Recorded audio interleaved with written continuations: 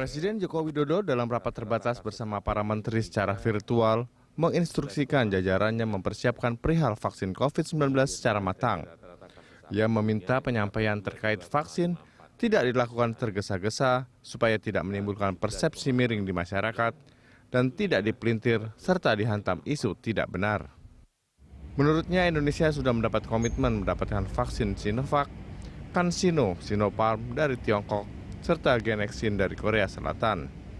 Dan perencanaan program vaksinasi akan dimulai November 2020 untuk terus dimatangkan, sehingga program vaksinasi bisa berjalan dengan baik tanpa ada penolakan dari masyarakat. Pada dasarnya pemerintah ingin memberikan perlindungan terbaik untuk masyarakat, salah satunya dengan melakukan vaksinasi. Pemerintah memastikan vaksin corona tidak bersifat gratis untuk masyarakat secara keseluruhan. Artinya distribusi vaksin diklasifikasikan berdasarkan ketentuan yang berlaku. Untuk vaksin gratis, itu menjadi kewenangan Kemenkes, sedang vaksin mandiri yang berbayar, itu urusannya Kementerian BUMN. Nantinya prioritas penerima vaksin pertama adalah mereka yang berada di garda depan menghadapi COVID-19, seperti tenaga kesehatan, tim medis, TNI Polri. Setiap vaksin memiliki perlakuan yang berbeda dalam penanganannya. Untuk itu diperlukan pengetahuan khusus seperti cara menyimpan dan membawa vaksin. Untuk itu Jokowi meminta seluruh petugas yang terlibat mendapatkan pelatihan dari pihak WHO Indonesia untuk memenuhi standar penanganan vaksin. Tim Liputan Berita 1. Vaksinasi tak semuanya gratis, itulah topik Morning Talk kita pagi ini. Dan untuk membahasnya kita telah terhubung dengan anggota Satgas Penanganan COVID-19, Profesor Hasbuloh Tabrani. Selamat pagi, Prof. Selamat pagi. Ya. Sehat-sehat, Prof? Apa kabar? Good morning. Ya. Oke, Prof, ini sebelum kita mulai perbincangan, kita simak dulu di mana sebelumnya Presiden Jokowi menyebut vaksin ini diklasifikasikan nanti ada yang gratis, juga ada yang berbayar. Juga disampaikan oleh Presiden Jokowi bahwa harus diperhatikan bagaimana pengadaan dan juga distribusinya. Kita akan simak dulu, Prof, pernyataan dari Presiden Joko Widodo. Juga perlu saya ingatkan, dalam pengadaan vaksin ini mestinya sudah harus segera jelas. Kalau menurut saya, untuk vaksin yang gratis untuk rakyat itu urusannya Menteri Kesehatan. Untuk yang mandiri berarti yang bayar itu urusannya BUMN.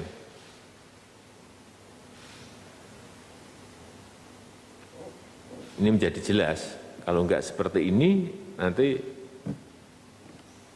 siapa yang tanda tangan ini menjadi tidak jelas nanti. Siapa yang tanggung jawab. Sudah dikategorikan atau buat kriterianya oleh Presiden Joko Widodo, Prof. Hasbuloh, mengenai siapa yang akan mendapatkan ini secara gratis, siapa yang akan berbayar, kemudian siapa stakeholder yang akan bertanggung jawab untuk vaksin yang gratis dan juga yang berbayar, ini BUMN dan juga dari Kemenkes. Anda melihat apakah ini sudah solusi yang tepat, Prof. Hasbuloh? Ya, dari segi konsep memang tidak semua orang akan mampu membayar. Oke. Dari segi konsep vaksinasi, karena ini merupakan sebuah pandemi, vaksinasi dalam Perpres 99 pun sudah disebut bahwa vaksinasi biaya yang dimaksud vaksinasi adalah pemberian biaya vaksin sampai pada orang penerima adalah merupakan biaya ekonomi dari pemulihan ekonomi. Jadi tentu saja ini menjadi tanggungan negara. Namun demikian kita juga mesti memahami bahwa biaya vaksin menjadi cukup besar dan kalau semuanya juga menjadi tanggungan negara, ada kondisi-kondisi di mana kecepatan vaksinasi menjadi kurang cepat karena semua orang akan ditangani melalui Kementerian Kesehatan. Ya, karena memang penugasan untuk vaksin yang ditanggung negara itu melalui Kementerian Kesehatan. Nah, dalam kenyataannya bisa jadi orang-orang yang belum masuk prioritas tetapi sudah menginginkan vaksinasi. Nah, kalau orang-orang yang sudah menginginkan vaksinasi mendapat perlindungan pencegahan duluan, tentu harus bayar sendiri. Jadi itu konsep dasar dari sebuah sistem di mana orang yang menginginkan sesuatu ya jangan minta dibayarin.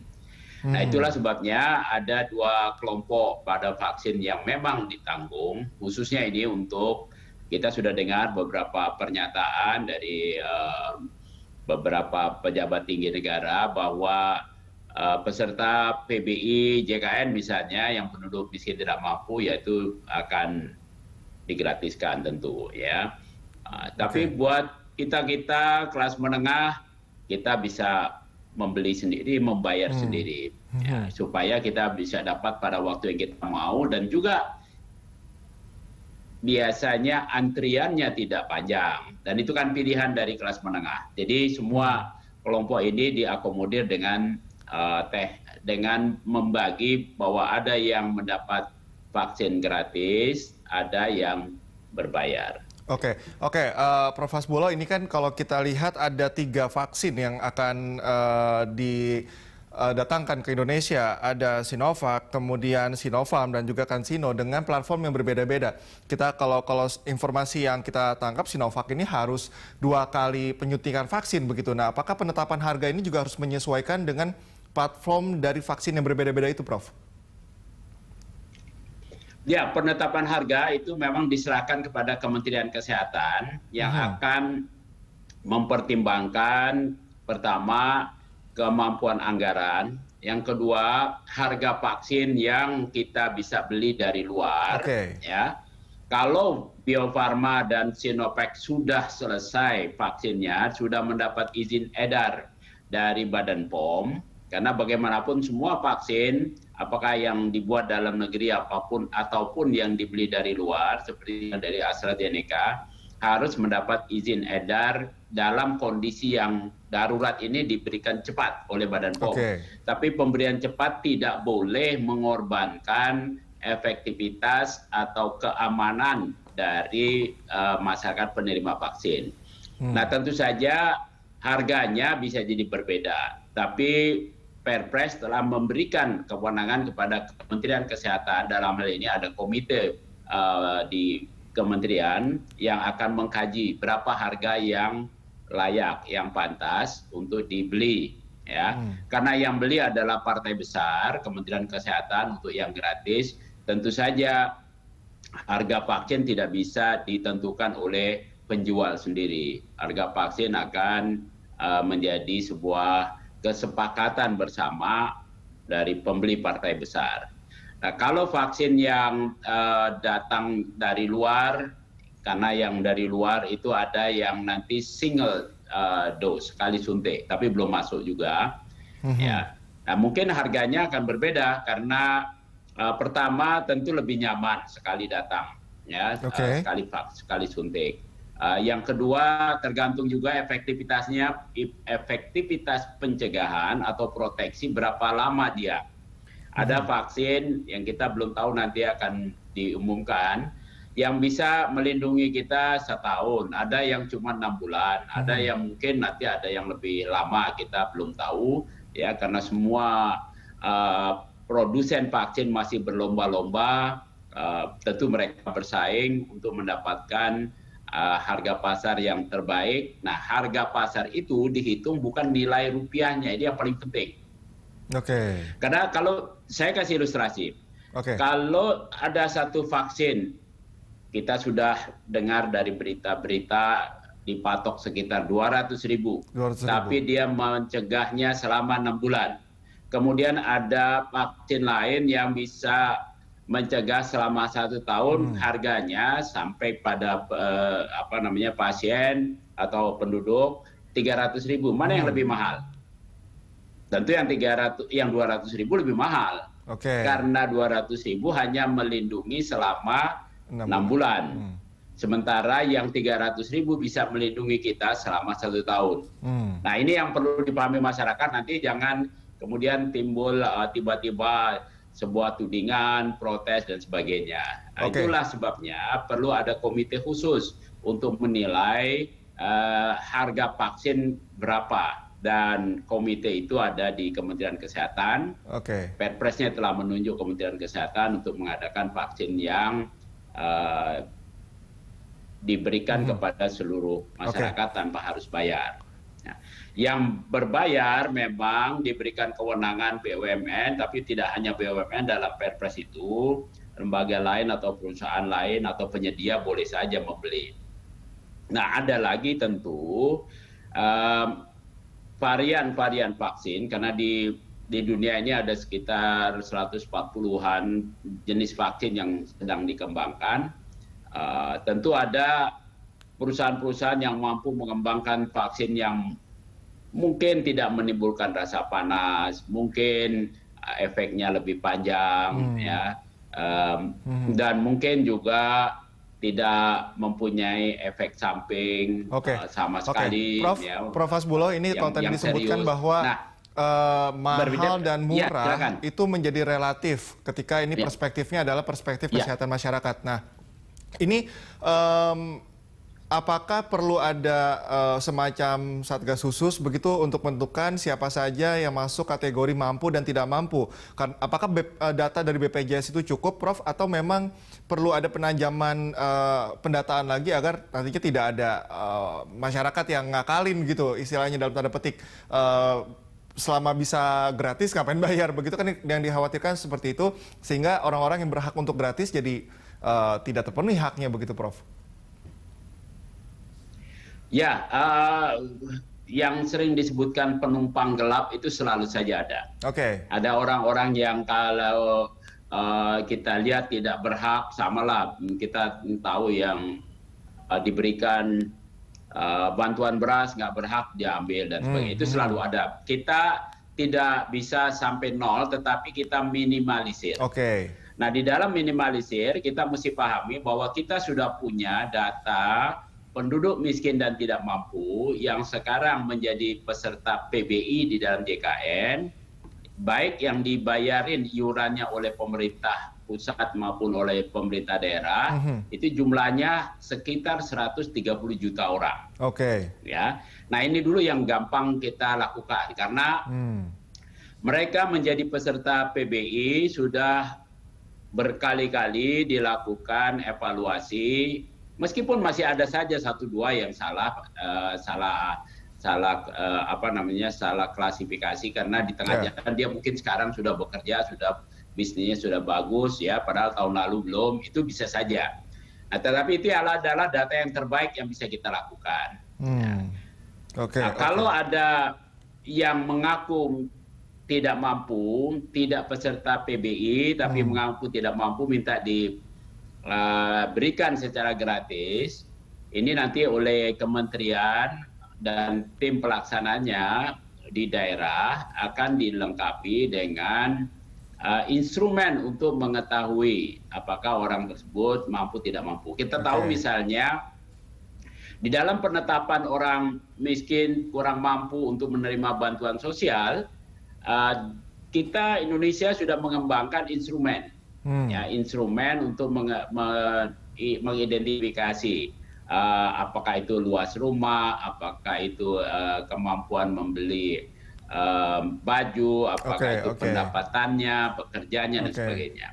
Nah, itu bagian yang saya kira sudah ada, tetapi memang tidak bisa dipungkiri. Mungkin masih ada satu dua, kalau jumlahnya kurang dari 5% sih biasanya dari segi ilmu ekonomi, ya ditolerir lah. Prof Hasbuloh mengatakan bahwa ya ini kalau misalnya memang mampu dan memang berkeinginan untuk cepat divaksin ya bayar sendiri gitu kan. Nah, ini bagaimana Prof mengaturnya, pengawasannya agar nantinya orang-orang yang mampu bayar itu tidak terlalu overload begitu untuk melakukan vaksin, sehingga menjaga masyarakat yang mungkin diprioritaskan atau gratis ini juga tidak berkurang begitu haknya dalam vaksinasi ini, Prof? Ya, kita sudah punya sistem yang melalui JKN, di mana setiap orang sudah terdaftar pada fasilitas pelayanan kesehatan tingkat pertama atau primer, yaitu ada yang terdaftar di puskesmas, ada yang terdaftar di dokter praktek, ada yang terdaftar di klinik swasta. Nah, melalui jaringan-jaringan itu, orang-orangnya sudah diidentifikasi, sudah dikenal, kita bisa distribusikan vaksin melalui jalur itu. Dengan demikian akan lebih mudah, ya, tidak terjadi antrian panjang. Nah, tentu ada sebagian orang yang tadi kita sudah sepakati, kita sudah bahas, ada sebagian orang yang nggak mau antri. Karena pada beberapa puskesmas misalnya, terdaftar 30.000 orang. Tentu saja antrian menjadi panjang kalau orang pengen buru-buru, ya. Nah, di situ puskesmas akan mengatur mana yang lebih dulu. Misalnya, yang jelas yang sudah disepakati, tenaga kesehatan mendapat kesempatan yang pertama, ya, karena mereka adalah garda terdepan yang berisiko tinggi, maka mereka diberikan kesempatan duluan. Yang kedua, para penduduk lansia berisiko tinggi, mereka ini diberikan duluan. Yang ketiga, mereka yang mempunyai penyakit-penyakit kronis, penyakit-penyakit yang memungkinkan seseorang lebih mudah terkena virus seperti hipertensi, penyakit jantung, penyakit kanker, ini bisa diprioritaskan. Kalau kita lihat di dalam JKN, yang pesertanya sekarang sudah 230 juta orang, setiap fasilitas kesehatan tingkat pertama yang dikontrak oleh BPJS sudah punya data siapa-siapa yang punya penyakit-penyakit tersebut. Sudah ada program yang namanya Prolanis, program penanganan penyakit kronis. Nah, ini menjadi prioritas-prioritas sehingga bisa dipanggil duluan, ya. Nah, mereka yang berada pada usia produktif, bukan anak-anak, bukan di bawah balita, itu bisa belakangan karena mereka punya daya tahan tubuh yang masih lebih baik, sehingga tubuhnya masih mampu untuk menahan timbulnya penyakit ketika virus masuk. Tetapi mereka-mereka yang tadi belum dapat kebagian duluan tetap harus menggunakan protokol kesehatan dengan sebaik-baiknya supaya tidak terjadi kontak atau terinfeksi oleh virus corona ini. Oke, Prof. Hasbuloh, ini kalau sedikit mengutip pernyataan dari Menteri Keuangan, Ibu Sri Mulyani, mengatakan bahwa ada 3 fokus dalam pengadaan vaksin ini. Yang pertama adalah penetapan harga, kita sudah bahas tadi cukup mendalam, kemudian ada pengadaan dan juga distribusi. Pandangan dari Prof. Hasbuloh, apa yang perlu diperhatikan dalam fokus pengadaan dan juga distribusi agar nantinya distribusi dari vaksin ini tepat sasaran, pemetaannya pun dilakukan dengan benar, Prof? Ya, pengadaan itu artinya pemerintah membeli, ya, dan pemerintah membeli. Kalau kita lihat pengalaman pemerintah membeli vaksin untuk program vaksinasi dasar yang selama ini sudah dibeli langsung dari Bio Farma, itu sudah merupakan program rutin, ya. Vaksin BCG, vaksin difteri, vaksin tetanus buat anak dan ibu hamil itu sudah biasa dilakukan, ya? Sudah rutin. Jadi pengadaan tidak terlalu rumit dan distribusinya pada daerah juga sudah mempunyai jalur yang biasa. Ada namanya alat yang disebut cold chain.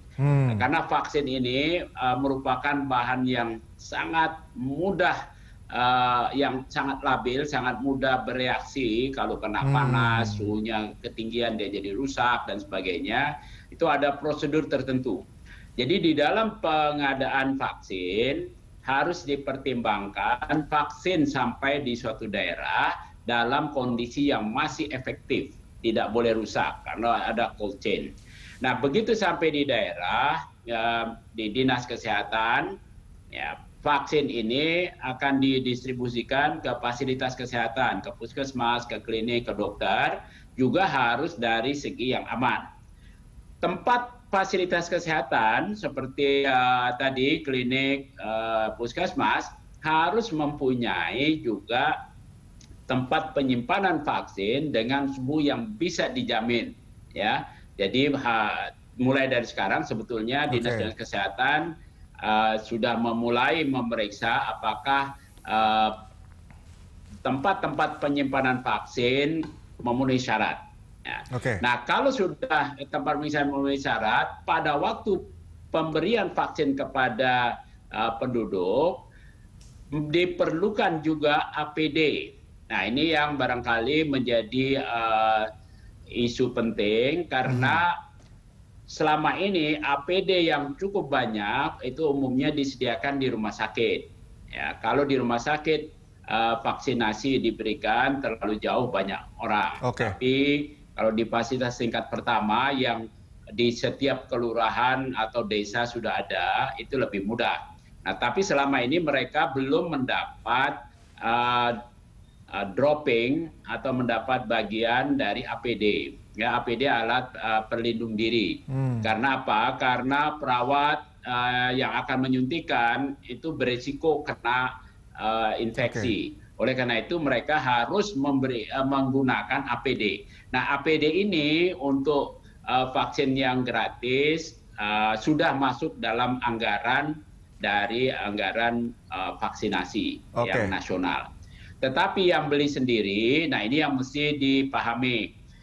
Yang beli sendiri boleh saja itu di rumah sakit swasta, boleh saja di klinik praktek dokter swasta. Nah, mereka juga harus membeli APD. Jangan sampai nanti tenaga kesehatannya tidak melindungi dirinya. Ini akan menjadi bahaya karena kalau tenaga kesehatan tidak melindungi diri, dia memvaksinasi orang lain, kena dia, lalu memvaksinasi yang berikutnya, dia menjadi pembawa karir menyampaikan yang berikutnya. Oleh karena itu, harga vaksin nanti harus diumumkan yang dibeli berapa dan berapa harga APD yang harus dibebankan kepada orang, karena nggak disebut pasien, ini orang sehat ya, dan juga jasa medis atau jasa pelayanan yang harus dibebankan. Tentu ketika kita memilih bahwa kita mau bayar sendiri, kira-kira vaksinnya sudah kelihatan, harganya patokan sekitar 200.000. Ya, akan ada banyak aspek yang harus diperhatikan, mulai dari penetapan harga kemudian sampai ke distribusi nanti, apalagi ketika nanti vaksinnya tiba, tidak salah menentukan kebijakan atau juga langkah-langkah begitu. Prof. Hasbuloh, kita jeda sebentar, akan segera dilanjutkan usai jeda, dan pemirsa tetaplah bersama kami di Morning Talk.